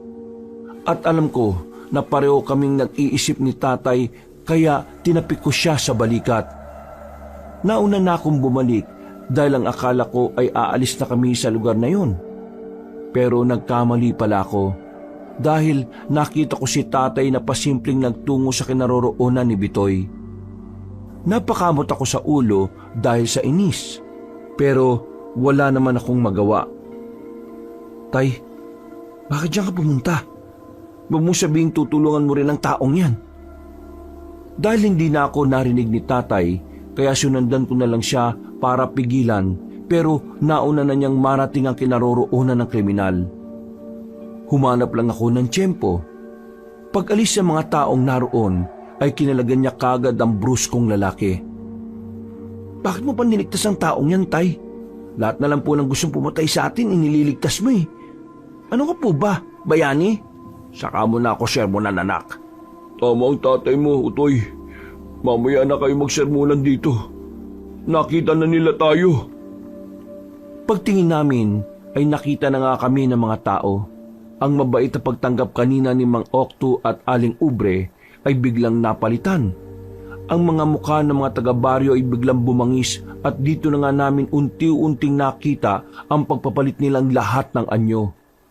Ang lugom na tinutukoy ni Manang Augusta at tama nga lang si Abril dahil ang mga tao pala sa baryong ito ang mga halimaw na humahabol sa amin.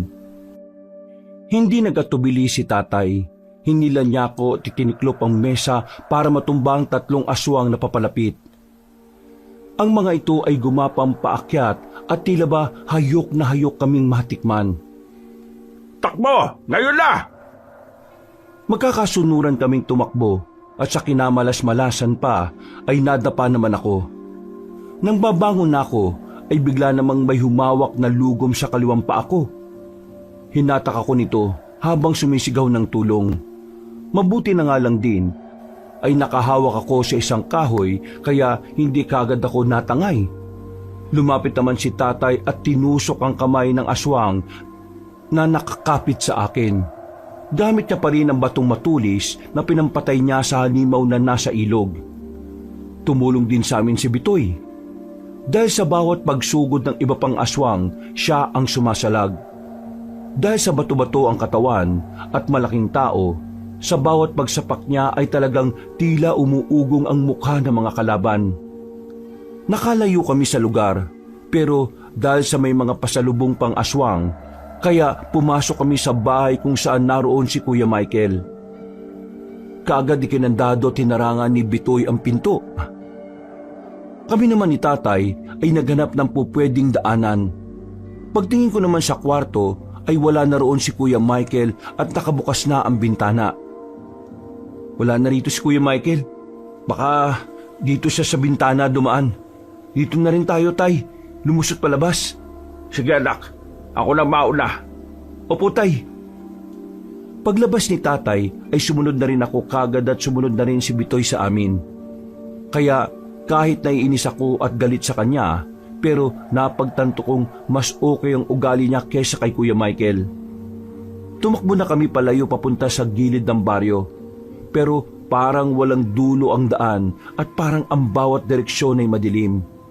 Parang lahat ay may nakabukas na bibig na naghihintay na lamunin kami. Pero nagtuloy-tuloy lang kami katulad ng sinabi ni Bitoy sa likuran. Ayon sa kanya, malapit na lang daw doon ng jeep at motor sa kinatitirikan namin. Totoo ba yung sinasabi mo? Mukha ba ako sinungaling? Mamamatay tao ako, pero hindi ako sinungaling. Nung nagparada kami ni Michael ng motor doon malapit sa jeep nyo, napansin na kagad namin tong mga kabahayan. Kaya dito talaga ako unang nagpunta habang si Michael sinundan talaga kayo. Nagtanong-tanong ako sa mga taga-baryo pero pinagtulungan ako ng mga hayop na yun hanggang sa mawalan ako ng malay tao. Naririnig ko mga usapan nila na gagawin nila akong hapunan ngayong gabi. Kaya salamat dahil iniligtas niyo ako. Ibig sabihin ba nito di mo na kami papatayin? Hindi na, pangako. Pero saka na tayo magdramahan. Dali na dahil mabibili sila. Eksaktong pagkasabi nga nun ni Bitoy ay may sumalakay ng aswang sa amin. Mabuti na lang ay nakaiwas kaming tatlo at nagbagtangka pa akong sumugod ay isang malakas na suntok ang ginawa ni Bitoy. Kitang-kita ko kung papaanong humandusay sa lupa ang aswang. Tirik ang mga mata at duguan ang tenga at bibig. Napalunok ako ng laway, hindi sa takot sa aswang kundi sa takot kay Bitoy. Naisip ko kasi na kung sa akin niya gagawin yon, ay siguradong patay ako kaagad. Huwag ka mag-alala, Bagito. Hindi ko yung gagawin sa inyo ng tatay mo. Hindi na, dahil niligtas niyo ang buhay ko. Salamat to. Nagpatuloy na kami sa pagtakbo dahil naririnig pa rin namin ang ingay ng mga aswang mula sa hindi kalayuan. At makalipas lang ang ilang minuto, ay nasilayan na nga namin ang aming jeep. Sumakay kagad kami ni tatay. Nakita ko ang maluwag niyang paghinga matapos makita na naroon pa rin ang susi. Sinubukan niyang buksan ang makina. Gumana ito sa kabutihang palad, kaya pareho kaming napasigaw. Yun nga lang, dahil sa flat ang kabilang gulong, kaya nahirapan siyang paandarin ito. Medyo nalubog din kasi sa putika ng sasakyan. Kailangan na magtutulak, bilis! Ako na magtutulak. Ikaw, Bagito, para makasigurado, ibaba mo na rin ang natitirang sako ng kalamansi para magaan ang sasakyan. Tama ang sinabi niya. Sige na anak, bilisan mo na. Opo. Sinunod ko na nga ang sinabi nila sa akin. Habang nasa likod si Bitoy at nagtutulak, ako naman ay binuhat ang mga sako ng kalamansi. Isa-isa ko yung ibinaba hanggang sa magdatingan na ang ilang aswang. Nakita ko na naman ang malalaki nilang mga mata na parang katulad ng salangaw. Umugong ang ungol nila kaya takotong naihagis ang sako ng kalamansi. Nang matamaan ng isang aswang ng katas nito ay napaangil yun at napaatras, kaya napakunot ako ng noo. Sa hindi rin malamang kadahilanan ay bigla kong naalala ang reaksyon ni Abril kung bakit siya takot na takot sa kalamansi. Tay! Bitoy! Takot sila sa kalamansi! Iagis nyo sa kanilang kalamansi! Ha? Paano sila natakot sa kalamansi? Hindi ko alam. Basta takot sila. Ibaton nyo kalamansi, bilis! Binuksan ko kagad ang isa pang sako at dinampot ang mga kalamansi, saka pinirat sa kamay ko. Nang kumatay na, ay hinagis ko yon sa lugom na pasugod kay Bitoy. At nang tamaan ay nagsisigaw ako. Pero hindi lang yun ang nangyari dahil umusok ang balat ng nasabing halimaw hanggang sa magtuklapan ang mga laman nito. Takot nga sila sa kalamansi! Pangontra sa kanila ang mga kalamansi! Oo nga, naalala ko na ang kwento ng tatay ko noon. May mga aswang raw na umiiwas sa kalamansi. Kaya anak, dagdagan mo pa, bilis! Sige tay! Ituloy mo lang yan habang hindi pa tayo nakakaalis. Opo! Pinagpipipirat ko pa ang kalamansi sa magkabila kong kamay at pinuntirya ang iba pang aswang ng papalapit. Halos mangamoy na ang asim sa paligid kaya nakikita ko kung paano magtakip ng mga mukha ang mga lugom. Dahil dito ay kaagad ding hinablot ni tatay ang isang sako at binuksan yon. Sinimulan niyang ihagis ang kalamansing napirat sa mga halimaw. Ang bawat tama nag-iiwan ng sugat, ng singaw at ng amoy na parang sinusunog na goma. Ang galing mo, Bagito! Ituloy mo lang yan! Malapit na tayong makalis! Sige pa, dagdagan mo pa! Binato ko pa sila ng binato hanggang sa umalingaw-ngaw ang sigaw ng mga aswang dahil sa sakit. Dama ko matindi nilang galit dahil hindi sila makalapit sa amin at wala silang makuhang bibiktimahin. At nang makalis na ang gulong ng sasakyan namin sa putikan, ay mas lalo kaming natuwa. Dinig na dinig ko ang masayang pagkakasigaw ni Bitoy. Kaya natuwa rin ako dahil malaki na ang tsansa na makakatakas kami sa malagim na gabing yon, Kabanong. Pero ang tadhana ay palaging may sorpresang hatid at mga bagay na hindi talaga natin inaasahan. Nang pakyat na si Bitoy para makaalis na kami, ay bigla kaming nakarinig ng putok ng baril. Umalingaw-ngaw ito na kahit ang mga aswang ay napatigil sa pagsalakay. Mang Hunisyo! Bagito! Bakit, Bitoy? Tara na, sakay na! Huwag ka nang tumunganga dyan! Alis na! Bilis! Umalingaw-ngaw ang ikalawang putok ng baril at natigilan ako kahit ang pagmamaneho ni tatay. Napatingin kami kay Bitoy na unti-unting bumubulwak ang dugo sa bibig.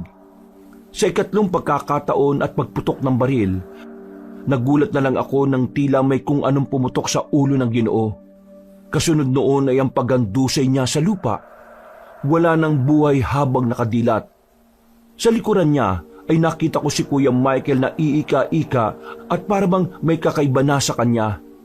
Nangingitim na ang mga ilalim ng mga mata niya at may mga maitim ding ugat na mula sa ilalim ng leeg at magkabilang sentido. Kitang-kita ko yon dahil sa mas lalong nagliwanag ang buwan. Ngumiti siya sa amin habang nakatutok ang baril. Pagkalaon ay bigla niya itong pinaputok. Mabuti na lang ay napayuko ako at pagkatapos ay pinandar na ulit ni tatay ang jeep. Walang niya ka talaga! Halang ang kaluluwa mo! Bakit mo pinatay si Bitoy? Dapat lang yan sa mga walang silbing utusan. Isa pa, kriminal lang din naman siya na walang kwenta sa mundong ito. Dahil medyo malayo na kami, hindi na ako sumabat pa. Napakuyom na lang ako ng mga kamao habang pinagmamasdan ang mga lugom na aswang kung paano nila nilantaka ng kaawa-awang si Bitoy.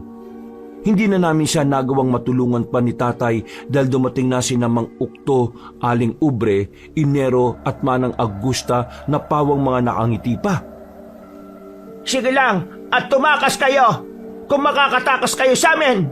Sinisiguro ko na hindi na kayo makakalayo sa lugar na ito. At bago sumikat ang araw, ay magiging hapunan namin kayong mag-ama. Habang umaandar ang sasakyan namin, ay nakita ko kung paano sila magpalit ng anyo. Ang akala ko ay yung nakita namin sa ilog ay yun ang kumpleto nilang anyo. Pero nagkamali ako.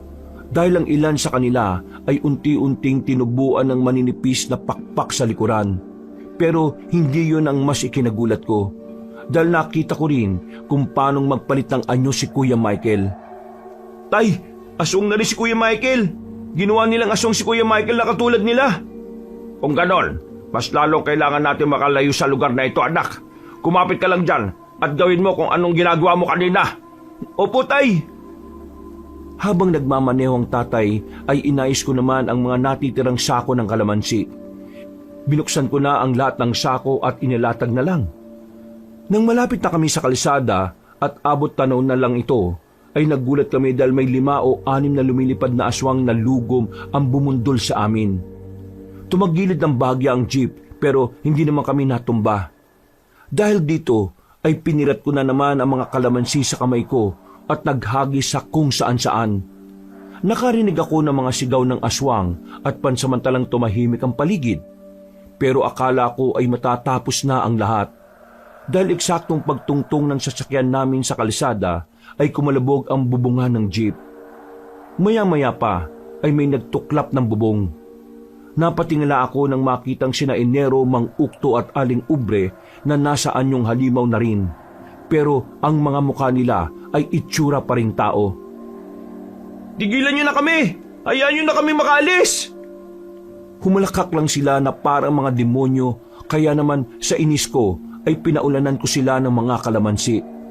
Kumatas ang isa sa katawan ni Enero at hindi pa ako tumigil hanggang sa umusok ang balat niya at matuklap. Dahil dito ay naggalit sila Mang Ukto at Aling Ubre. Pumasok sila sa jeep. Nang makita yun ni tatay mula sa rearview mirror, ay minaniobra niya ang sasakyan ng pakanan. Lahat kami na nasa likod ay natumba.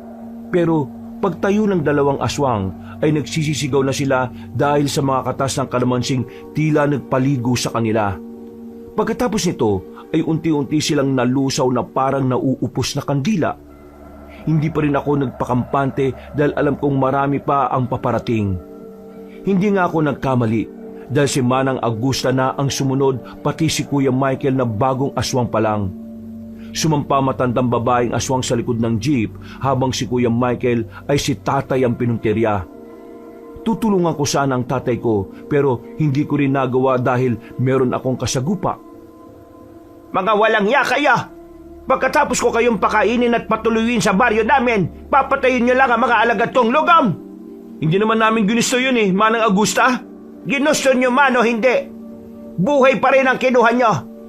Kaya buhay rin ang magiging kapalit nito. Ngayon mamili ka lang, ano gusto mo? Maging pagkain ng mga lugom o katulad ng matalinong si Michael? Gagawin din kitang isa sa mga alagad ko. Pasensya na, pero wala akong pinipili sa dalawa. Sutil na bata! Dahil sa kapalaluan mo, sinisiguro kong magiging matindi at hindi mo malilimutan ang kamatayan mo. Kahit sa kabilang buhay. Hindi ako mamamatay dito, kundi kayo! Bago ko pa natapos ang pagsasalita, ay nakaramdam na ako ng sakit sa tagiliran sa bandang kanan. Pagtingin ko roon, ay tumatagas na ang dugo dahil sa matalim na bagay. Saka ko lang napagtanto na humaba na pala ang mga kuko ni Manang Augusta at tumusok sa akin. Napaluhod ako at nabitiwan na ang mga hawak kong kalamansi na ibabato ko sana sa kanya. Pinilit ko pa rin dumampot, pero mas malala ang sumunod niyang ginawa. Pareho niyang tinusok ang mga palad ko ng matutulis niyang kuko. Tagus-tagusan ito na talaga namang napahiyaw ako sa sakit. Dumagdag pa sa kirot ang katas ng kalamansi na dumadaloy sa palad ko. Nang mapalingon ako sa gawin ni tatay, kita ko rin kung paano siyang hirap na nakikipaglaban habang minamaneho ang sasakyan. Alam kong gusto niya akong tulungan pero hirap din siya sa sitwasyon. Pero hindi ko sinukuan ang pangyayari. Pagkatanggal ng mga kuko ng aswang sa palad ko, dumampot pa rin ako ng kalamansi kahit mahapdi na ito ng sobra. Nang ibabato ko na ito, ay umuyog ang sasakyan, kaya nabitiwan ko ang mga hawak kong kalamansi. Pagkatapos ay muling may tumusok na matutulis na kuko sa magkabila kong balikat. Napahiw ako ng husto at pilit na inaalis sa mga yon. Pero inangat ako nito hanggang mapunta kami sa butas ng bubungan na sinira kanina ng mga naunang aswang. Anong sinabi mo sa akin kanina? Sino ang mamamatay sa ating dalawa? Gusto kong marinig ulit sa'yo yon, sutil na bata! Ikaw yun! Papahirapan kita ng gusto hanggang sa maisip mong mas mainam kung maging isa ka na lang sa mga alagad ka! Patayin mo na lang ako! Matigas ka talaga, ha? Kung ganon, masusunod ang gusto mo! Pumikit na lang ako at tinanggap ang kamatayang naghihintay, pero nagulat ako nang bigla kong mahulog pabalik sa loob ng jeep. Pagdilat ko ng mga mata ko, ay nakita ko si Mang Augusta na may kasagupa na. Dahil sa nanlalabo na ang aking mga mata, kaya hindi ko na rin masyadong nakita kung sino yon. Hanggang sa isang malakas na kalabog ay tila gumising sa akin. Wala na akong naiintindihan sa mga pangyayari. Umikot-ikot kasi ang sasakyan namin katulad ng aking paningin. Saka ko lang napagtanto na nawalan pala ako ng malay tao. Pagdilat ay napabalik ko sa ko ng bangon. Napahawak ako sa noo kong duguan habang iginagala ang paningin. Hanggang sa makita ko sa di kalayuan si tatay. malapit sa unahan ng jeep at nasa harapan niya si Kuya Michael na sugatan na rin. Pinilit kong tumayo para tulungan ng tatay ko, pero nakita kong napilay ang kanang kong binti. Hindi ako nagpatinag. Kahit masakit ay sinikap ko. Layuan mo ang tatay ko! Eksakto paglalakad ko ay eksaktong lumiyab ang unahan ng jeep. Dahil dito ay nagmadali ako bago pa mahuli ang lahat. Nakita ko si tatay na gumagapang at pilit na tinatakasan ng halimaw na si Kuya Michael. Halimaw ka! Layuan mo ang tatay ko! Nuumpot ako ng ilang pirasong kalamansi kahit na mahap dito sa kamay kong duguan. At kahit na sobrang sakit ng paa ko ay pinilit kong maglakad hanggang sa makarating sa likod ni Kuya Michael. Sinabi ko ng layuan mo ang tatay ko eh! Halimaw kang hayop ka! Nang ibabato ko na kay Kuya Michael ang kalamansi, ay bigla siyang lumingon sa akin. Ngumiti siya at tila tuwang-tuwa na makita kung gaano kami kamiserable. Anong nakakatawa? Lubayan mo ang tatay ko! Magkita-kita na lang tayo sa impyerno!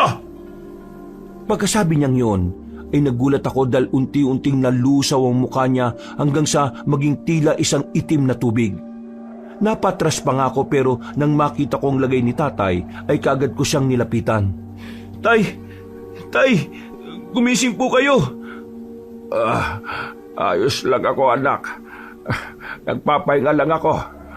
Diyos ko, salamat naman po sa Diyos. Niyakap ko ng maigpit si tatay habang umiiyak. Pagkalaon ay lumayo kagad kami sa jeep na biglang ang sumabog. Maya-maya lang ay natigilan kami nang maramdaman na merong lumapit sa amin na isa pang lugom. Paglingon ko ron ay nakita kong kakaibang wangis ng aswang. Lugom din ito pero ibang-iba talaga dahil hindi siya mukhang nakakatakot.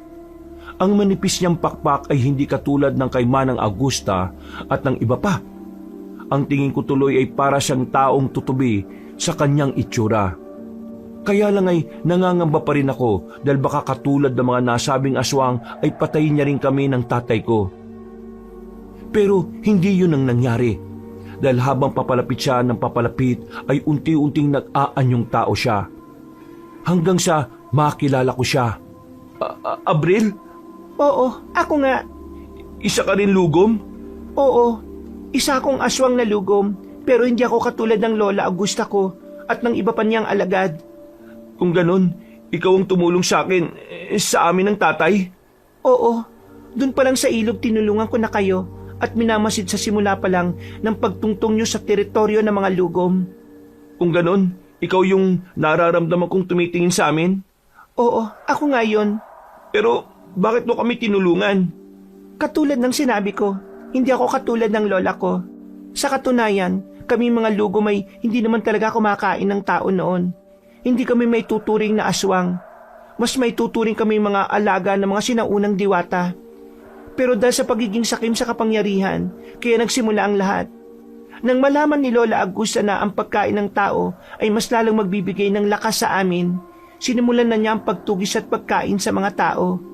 Itong dahilan kaya kami sinumpa ng mga sinaunang diwata na hindi makakaalis sa liblib na lugar na yon. At ang hangganan lang namin ay eksakto sa lugar na ito. Ganun ba? Parang lumulutang ang utak ko sa dami ng impormasyon na to. Totoo ba tong lahat? Hindi ba nananaginip lang kami ng tatay ko? Totoo ang lahat ng ito, Julieto. Totoo ang aswang. Totoo ang engkanto, ang demonyo at ang Diyos. Pero mas gusto naming maging katang-isip lang kami sa mata ng mga tao dahil ayaw namin ng gulo. Naintindihan ko. Pasensya na ha. Teka, nasa na si Manang Augusta? Pinatay ko na siya. Ha? Pinatay mong sarili mong lola? Dahil yun lang ang paraan para mapatay ko ang buong angkan ng mga natitirang lugom. Pero bakit buhay ka pa rin hanggang ngayon? Kung kabilang ka sa angkan nila, dapat di ba patay ka na rin? Maliban na lang kung ampung ka lang o kung ano pa. Bago ko ginawa yon, kinailangan ko munang makalaya sa tanikalahan ni Lola. Nang sa ganun kapag pinatay ko siya, hindi rin ako malulusaw katulad ng iba. Matagal ako naghanap ng solusyon para roon at nang makahanap na, inayong ko na rin ang sitwasyon sa nangyayari ngayon para maisakatuparan ang misyon ko. Kaya pala bigla na lang nalusaw si Kuya Michael. Malaya na kayo ngayon. At katulad ng sinabi ko sa inyo, huwag na kayong babalik sa teritoryo ng Lagum, sa liblib na baryo. Tatanggalin ko na ang alaala nyo sa lugar na ito. Pagkatapos niyang sabihin yon, ay bigla niya kaming hinawakan ni tatay sa noo. Sa isang iglap ay nawalan kami ng malay at nagising na lang kami sa ospital. Ay naaksidente kami ni tatay. Habang ang tungkol naman kay Kuya Michael at Bitoy, hanggang ngayon ay misteryo pa rin sa mga taga sa amin ang biglang pagkawala nila. Iniisip nga ng tao na napatay na ng sindikato si Kuya Michael at Bitoy dahil sa laki ng mga pagkakautang nila sa sugal. Hinayaan ko na lang din ang haka-haka ng mga tao dahil ayaw ko na rin balikan ang pangyayari. Isa pa, ay hindi rin naman maniniwala ang mga tao sa sasabihin ko. Halos 1 buwan din kaming nagtagal doon. At sa tuwing may nagtatanong sa amin kung anong nangyari ay wala naman kaming naisasagot. Lalo na si tatay. Nakalimutan niya kasi talaga ang nangyari. Pero ako, hindi ko din alam kung bakit. Pero ang lahat ng nangyari sa lugar na yon ay hindi ko pa makakalimutan, Kabanong. May pagkakataon nga na sa tuwing mapapadpad kami sa malalayong baryo para sa pag-aangkat ng kalamansi ay sumasagi pa rin sa utak ko ang nangyari. Gayunpaman ay nagpapasalamat ako sa Diyos dahil ligtas kami ng aking tatay Hunisyo. Hanggang ngayon, Kabanong, ay patuloy kaming nag-aangkat ng kalamansi at nagsisilbi sa aming mga suki at customers namin na may ngiti sa labi. Mga kabangers, mga kayanggaw, si Kabanong po. Maraming salamat po ulit sa inyong pakikinig sa ating magandang kwento ngayong araw na ito. Kung nagustuhan niyo po huwag niyo pong kalimutang mag-subscribe at pindutin po ang notification bell para lagi po kayo nanonotify pag may bago tayo mga kwento. Kung medyo bitin po kayo sa kwento natin, iniimbitahan ko kayo sa iba pa natin mga channel, ang Pamela Clamil Channel at ang Kabanong version 2.0 kung saan meron na po itong mga moving images at syempre may narration po ito with music and effects.